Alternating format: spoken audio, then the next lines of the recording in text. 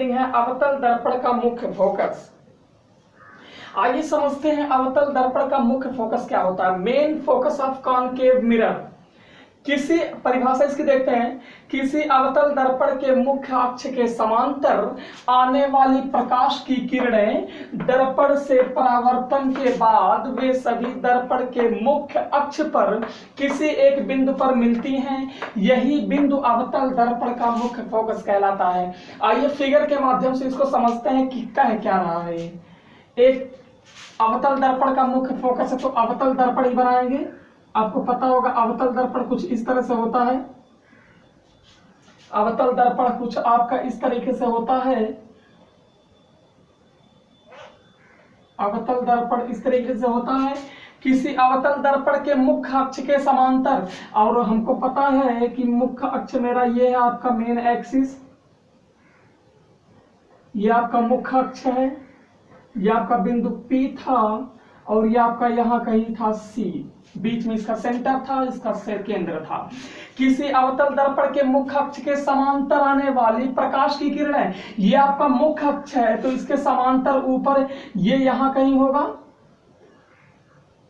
यहाँ एक किरण जा रही है मुख्य अक्ष के समांतर, इधर मैंने डॉटेड लाइन से कर दिया है। मुख्य अक्ष के समांतर प्रकाश की किरणें दर्पण से परावर्तन के पश्चात वे सभी दर्पण के मुख्य अक्ष पर किसी एक बिंदु पर मिलती हैं। जब कोई प्रकाश की किरण किसी अवतल दर्पण पर पड़ती है, वो भी मुख्य अक्ष के समांतर, तब वो दर्पण पर पड़ने के बाद किसी एक बिंदु पर, मुख्य अक्ष के किसी एक बिंदु से गुजरती है। राइट। इसके बाद यहां से हमने एक किरण इधर लिया था तो एक किरण इधर भी ले लें हम। यहां से जब प्रकाश की किरण ऐसे जाएगी,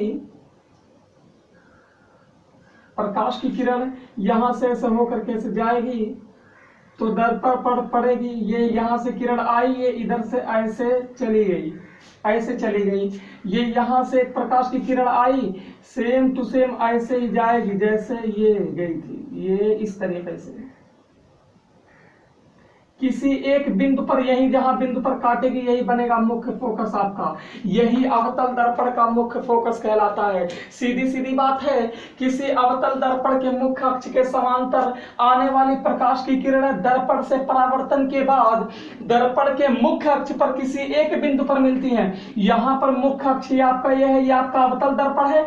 इसके समांतर एक प्रकाश की किरण आई जो मुख्य अक्ष के किसी एक बिंदु से होकर के गुजर गई, ये पहली किरण आई। इसी तरीके से हम उदाहरण के तौर पे दूसरी किरण भी यहां पर हमने दिखाया है। दूसरी किरण आई और दर्पण पर पड़ने के बाद ये इस तरह से गुजर गई। जहां ये दोनों का कटान बिंदु होगा वो मुख्य अक्ष पर होगा और वही मुख्य अक्ष पर आपका बनेगा अवतल दर्पण का मुख्य फोकस। यानी किसी एक बिंदु पर जाकर के मिलना ही तमाम किरणों का, जब मुख्य अक्ष के समांतर कोई प्रकाश की किरण, जब कोई प्रकाश की किरण मुख्य अक्ष के समांतर किसी दर्पण पर पड़ती है, तब दर्पण पर पड़ने के बाद मुख्य अक्ष के किसी एक बिंदु से होकर के गुजरती है और यही बिंदु कहलाता है आपका मुख्य फोकस, अवतल दर्पण का मुख्य फोकस। मुझे उम्मीद है कि आपको ये अवतल दर्पण का मुख्य फोकस समझ में आ गया होगा। इसके बाद अगली हेडिंग है उत्तल दर्पण का मुख्य फोकस। इसके बाद अगली हेडिंग है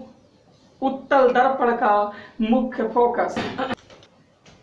उत्तल दर्पण का मुख्य focus, main focus of convex mirror.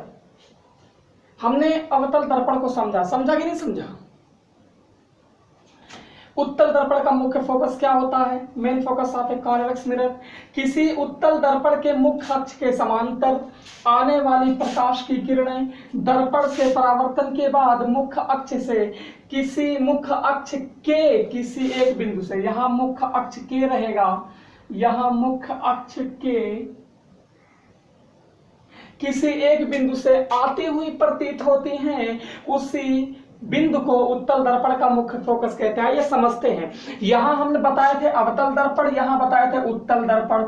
अवतल दर्पण में तो हो गया था आपका, उत्तल दर्पण को समझते हैं।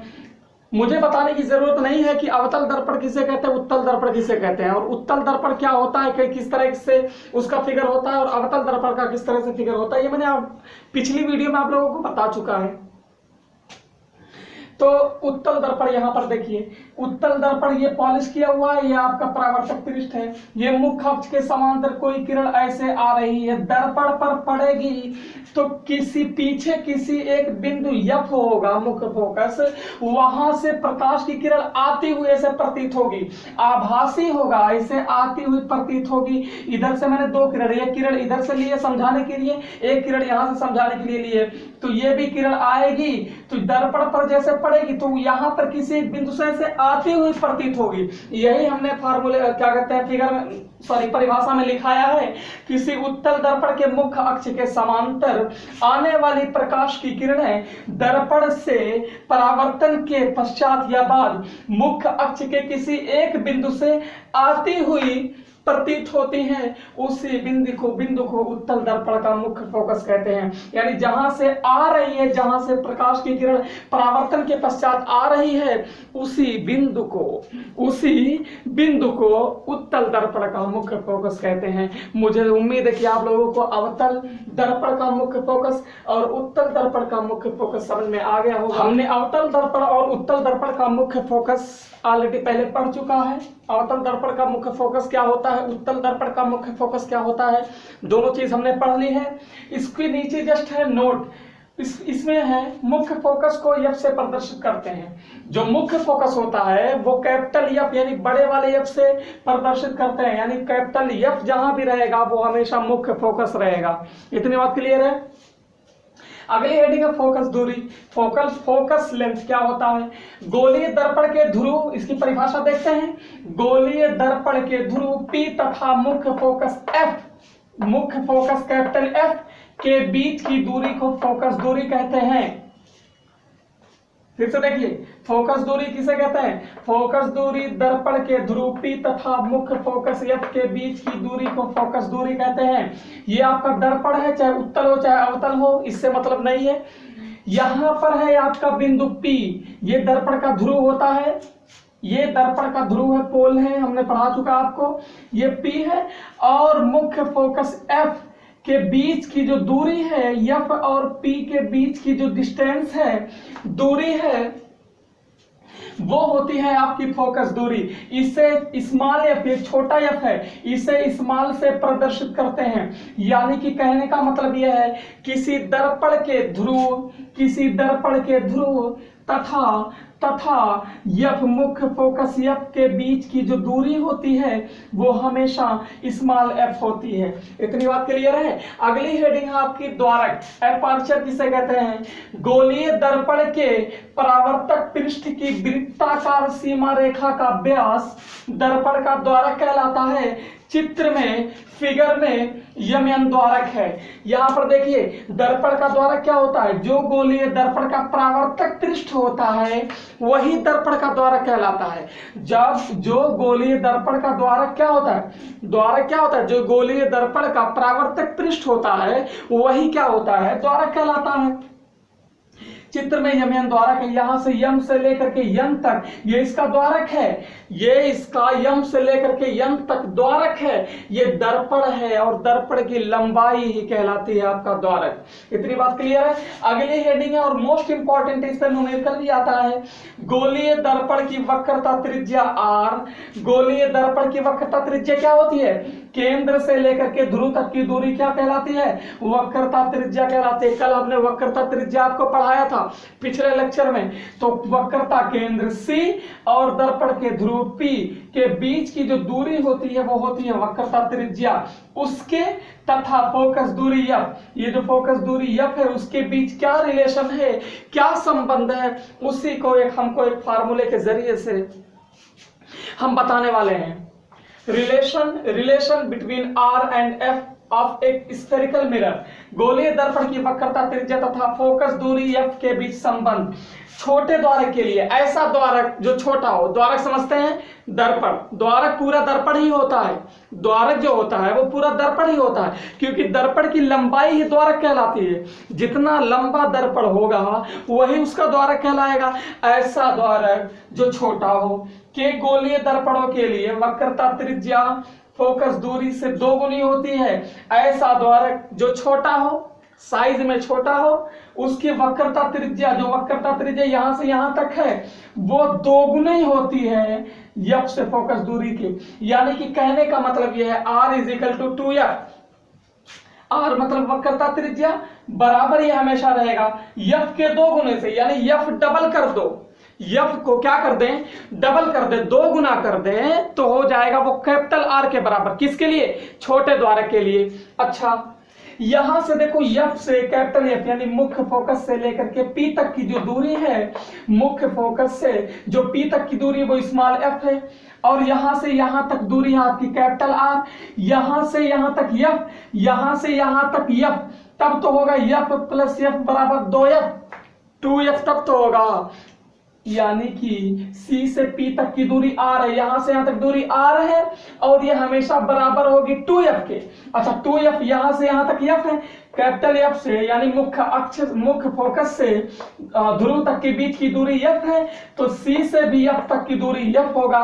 यानी कहने का सीधा सीधा मतलब ये है, छोटे द्वारक के लिए जो मुख्य फोकस बनता है वो वक्रता केंद्र और ध्रुव के एकदम बीचों बीच बनता है, यानी आधा इधर आधा इधर, f ये भी है f ये भी होगा, तो हो जाएगा f और f 2f, 2f हो जाएगा, f 2 गुना हो जाएगा, और यहां से यहां तक की दूरी r होती है, तो 2f बराबर r, अतः r is equal to 2f। यह हमेशा r बराबर 2f होगा। मुझे उम्मीद है कि आप लोगों को यह चीज समझ में आ गया होगा, relation between r and f of A spherical mirror, गोलीय दर्पण की वक्रता त्रिज्या r तथा फोकस दूरी के बीच जो रिलेशन है, जो संबंध है r बराबर 2f, मुझे उम्मीद है कि आप लोगों की समझ में आ गया होगा। अगली हेडिंग है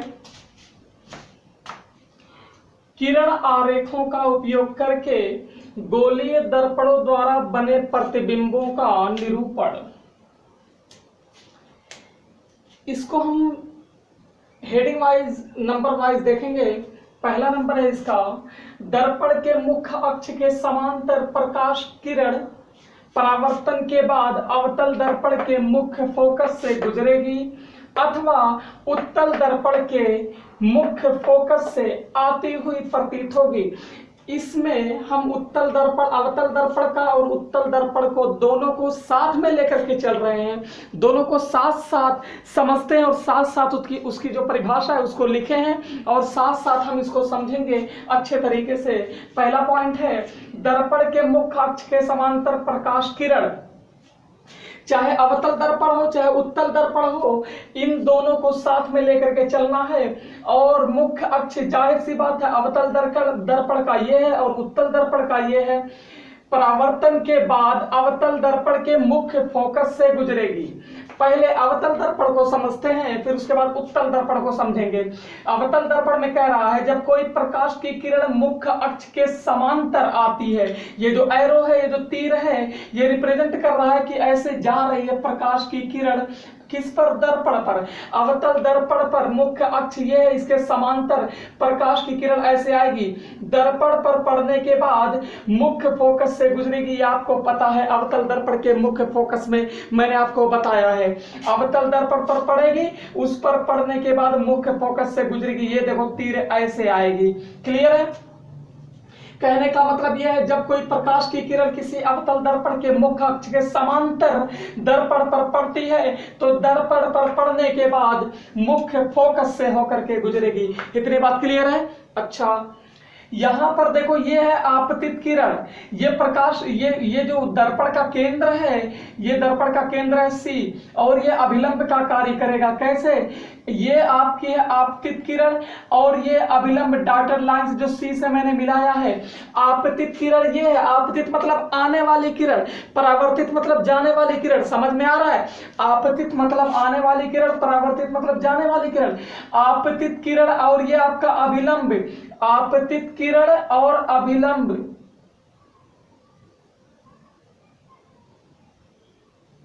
आपतित किरण और अभिलंब, आपतित किरण और अभिलंब के बीच बना कोण I होता है। ये I है, आपतित किरण ये और अभिलंब के बीच बना कोण आई होता है, और अभिलंब तथा परावर्तित किरण ये लौट रही है, इसके बीच बना कोण आर होता है परावर्तन कोण। आपतित किरण और अभिलंब के बीच बना कोण आपतन कोण होता है, आई से रिप्रेजेंट करते हैं। अभिलंब और परावर्तित किरण के बीच बना कोण आर होता है, परावर्तन कोण कहलाता है। इसको हमने पढ़ चुका है पहले ही। आपतन कोण परावर्तन कोण के बराबर होता है प्रकाश के परावर्तन का पहला नियम। अब उत्तल दर्पण को देखेंगे, ये समझ में आ गया। अब उत्तल दर्पण को देखेंगे। उत्तल दर्पण के मुख्य फोकस से आती हुई प्रतीत होगी। जब कोई प्रकाश की किरण किसी उत्तल दर्पण पर पड़ती है मुख्य अक्ष के समांतर, तब दर्पण पर पड़ने के पश्चात किसे दर्पण पर पड़ने के बाद ये जो मुख्य फोकस से आती हुई प्रतीत होती है। याद करिए उत्तल दर्पण का मुख्य फोकस जब हम पढ़ा रहे थे अभी जस्ट, तो यही आया था। जब कोई प्रकाश की किरण उत्तल दर्पण पर पड़ती है ना समांतर मुख्य अक्ष के, तो ऐसा लगता है जैसे फोकस मुख्य फोकस से आती हुई प्रतीत होती है। ये देखिए मुख्य फोकस के मुख्य अक्ष के समांतर आपतित किरण ये ऐसे इसका परावर्तन हो गया, और ये आती हुई यहां से ऐसे प्रतीत हो रही है मुख्य फोकस से। अब देखो ये जो C है ये अभिलंब का काम करेगा। अब देखो ध्यान से, आपतित किरण और अभिलंब के बीच बना कोण, ये आपतित किरण है आ रही है, अभिलंब के भी अभिलंब है, अभिलंब के बीच बना कोण आई होता है, और अभिलंब और परावर्तित किरण ये जो लौट रही है इसके बीच बना कोण स्मॉल आर होता है, जिसे हम परावर्तन कोण कहते हैं। इतनी बात क्लियर है।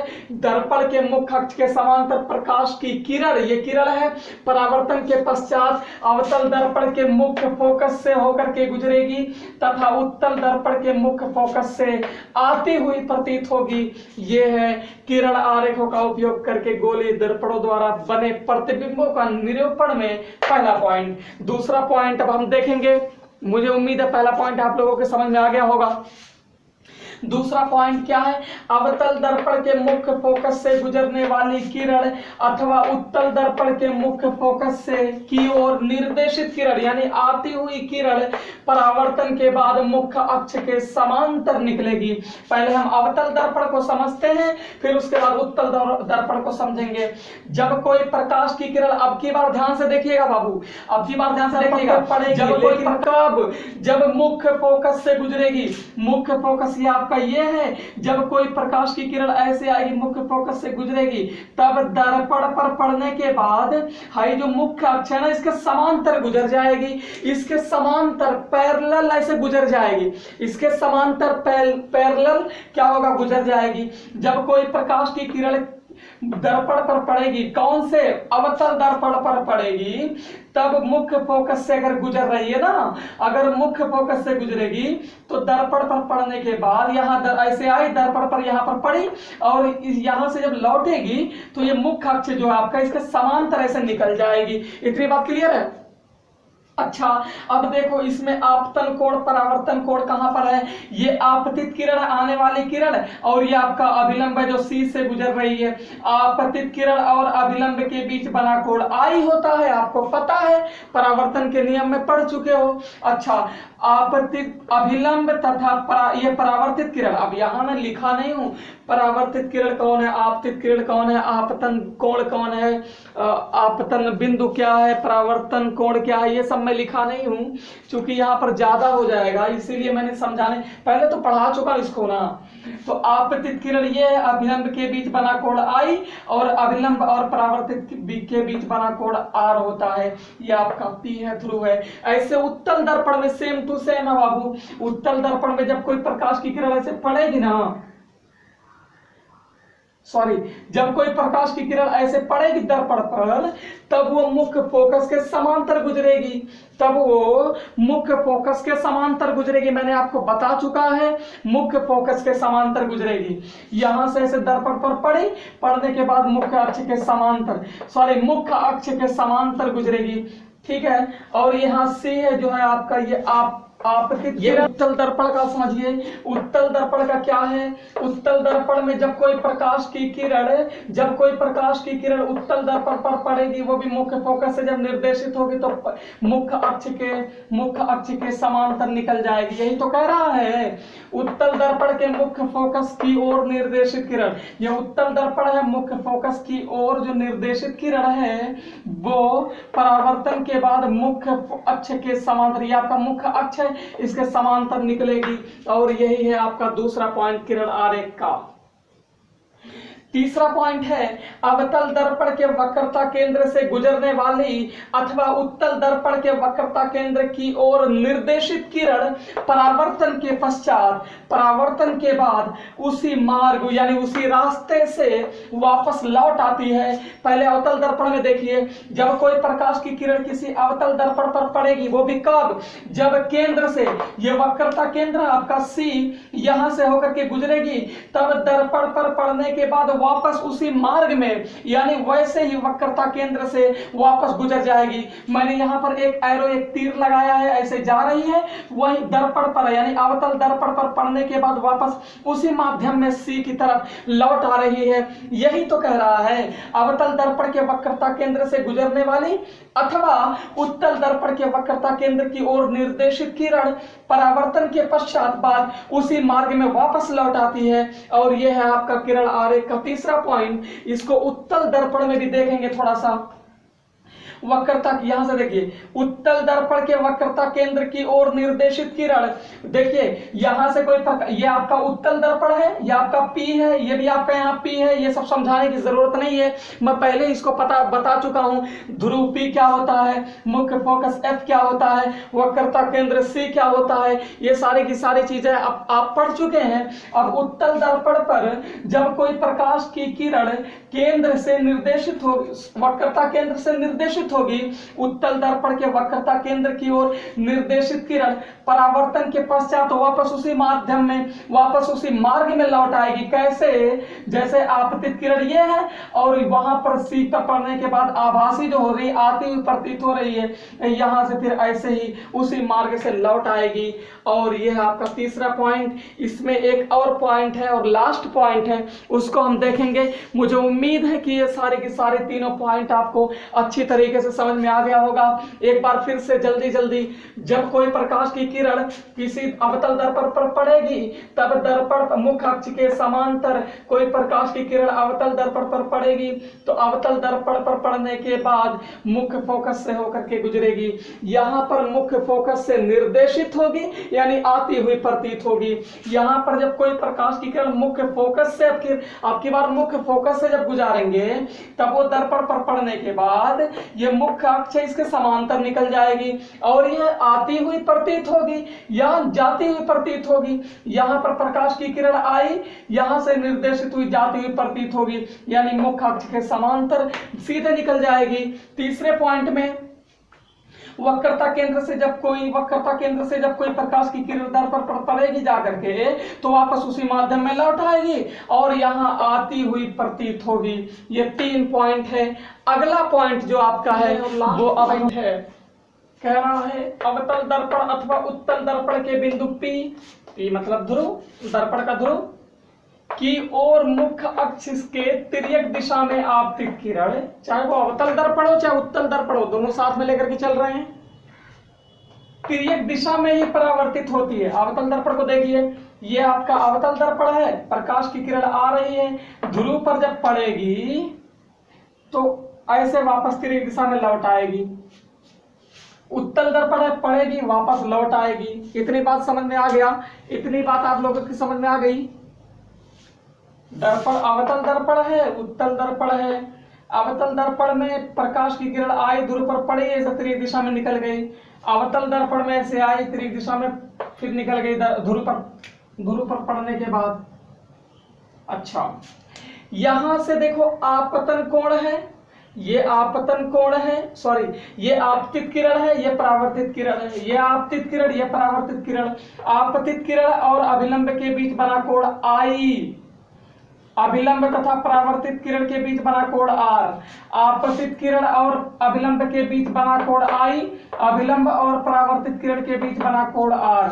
अगर हम ध्यान से देखेंगे, इसको ऐसे पलट दें, इसे सीधा कर दें, तो क्या हो जाएगा, प्रकाश का परावर्तन जब हम पढ़ा रहे थे, ऐसे इसको पलट दें, ऐसे इसको पलट दें, सीधा कर दें, तो क्या हो जाएगा, ध्यान से देखना। जब हम प्रकाश का परावर्तन पढ़ा रहे थे, कुछ इस तरह से था, ये अभिलंब था, ऐसे ऐसे जा रही थी, ये I था, ये R था, ऐसे ही था ना।